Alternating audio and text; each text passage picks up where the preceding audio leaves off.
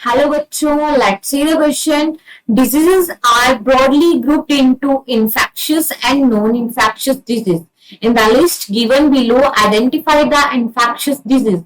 Option A cancer, option B influenza, option C allergy and 4 is the smallpox.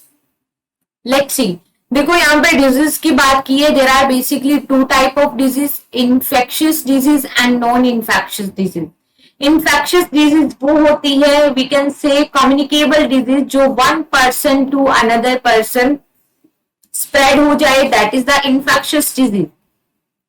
और जो disease one to another person spread out नहीं होती, that disease are called non infectious disease. ठीक है, जो एक person को है तो वो दूसरे पर्सन को वन पर्सन से नहीं हो सकती, that is the non infectious disease, और we can say non communicable disease.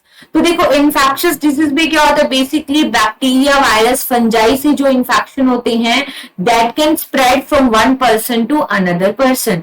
यहाँ पे 4 डिजीज दी गई है और हमें कौन सी आइडेंटिफाई करनी है, we have to identify infectious disease. Option A में गिवन है कैंसर. तो कैंसर क्या है, अनकंट्रोल्ड डिवीजन ऑफ सेल. ठीक है, सेल का अनकंट्रोल डिवीजन होता है, that is called cancer, which make tumours in the body. ठीक है, and it basically happen due to the mutation in the genomic sequence, और वी कैन से डीएनए और genes. तो cancer can not be spread from one to another person and it is the non infectious disease. So this is the incorrect statement. Incorrect option हुआ. Option B में given है influenza. Influenza is a virus. ठीक है, viral disease जो है influenza, and this is the infectious disease which can cause from one to another person. और viral infection में basically क्या होगा, इन्फ्लुएंजा में रेस्पिरेटरी ट्रैक के अंदर इन्फेक्शन हो जाएगा and it is a infectious disease. So second is the correct. First तो आएगा नहीं, तो ऑप्शन ए देखो ये इनकरेक्ट हुआ. ठीक है, सेकंड हमारा आंसर जरूर होगा, तो सी ऑप्शन भी नहीं होगा. इट मींस अपना करेक्ट जो आंसर होगा या तो बी होगा या डी होगा. So read statement third, allergy.